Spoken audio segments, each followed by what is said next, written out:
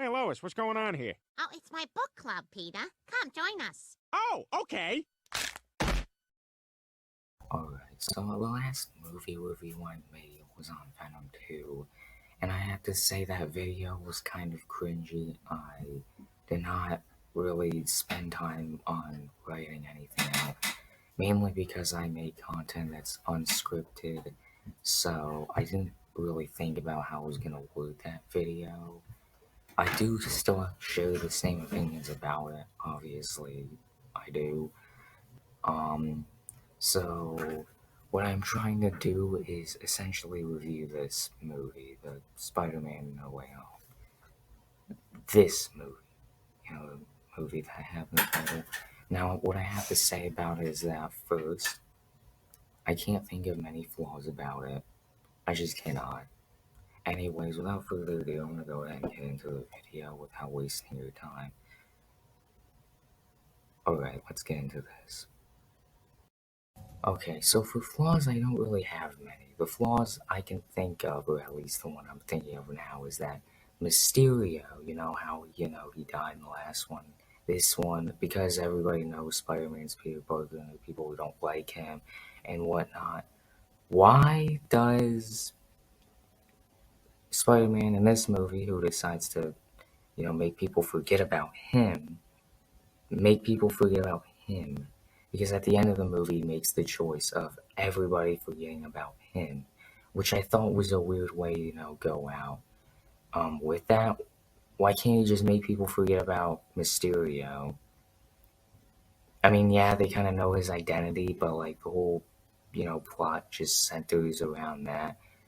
I can't really think of any more flaws. I mean, I guess maybe like a lot of like some of it doesn't really add up, I guess you could say. But other than that, I can't really think of many flaws. Most of it was generally, or if not really, good.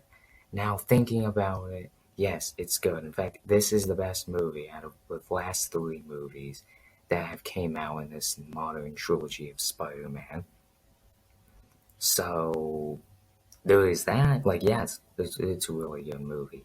And that's essentially why I think that, of course, it's good, right? And why I can't really think of any flaws with it. I actually do like how they introduced the old Spider-Man in this movie, because, I don't know, just came across as actually done well.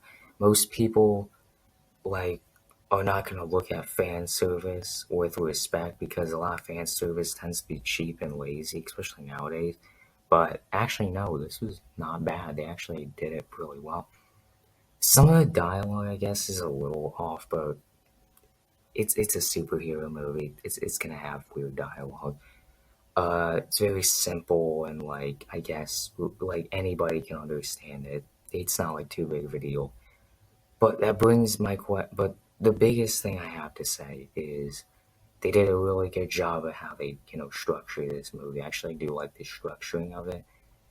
I guess, it's very simply structured, and I actually do kind of like that. It's not doing too much, but it does leave some things to be desired for. I know I'm getting a little bit off on this, but it really isn't that much. It's a really good movie still. I actually do like the villains, they're done well. They're villains. They have good villain aspects about them.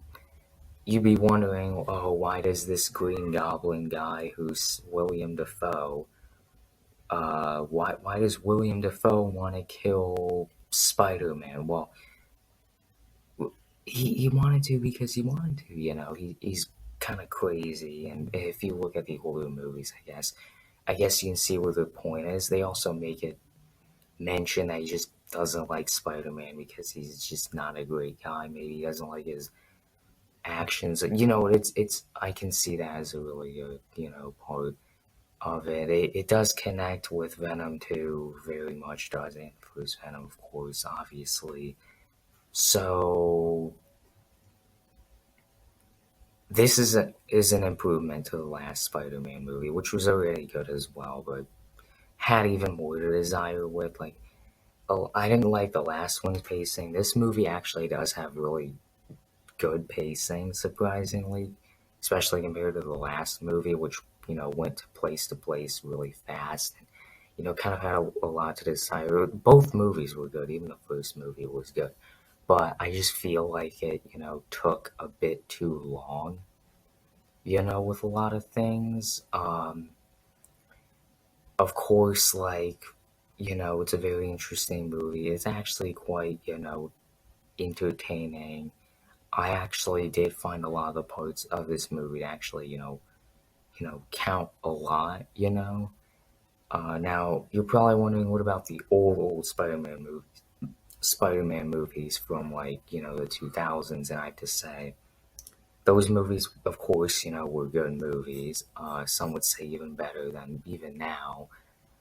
Yeah, they're good, but like they have their problems. Like, I'm not gonna say they're masterpieces.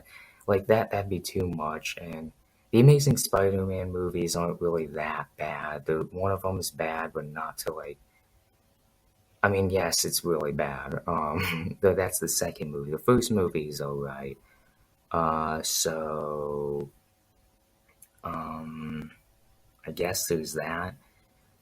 I don't know much to say about it because I know what parts are good, but I don't know how to describe the fact that they're good.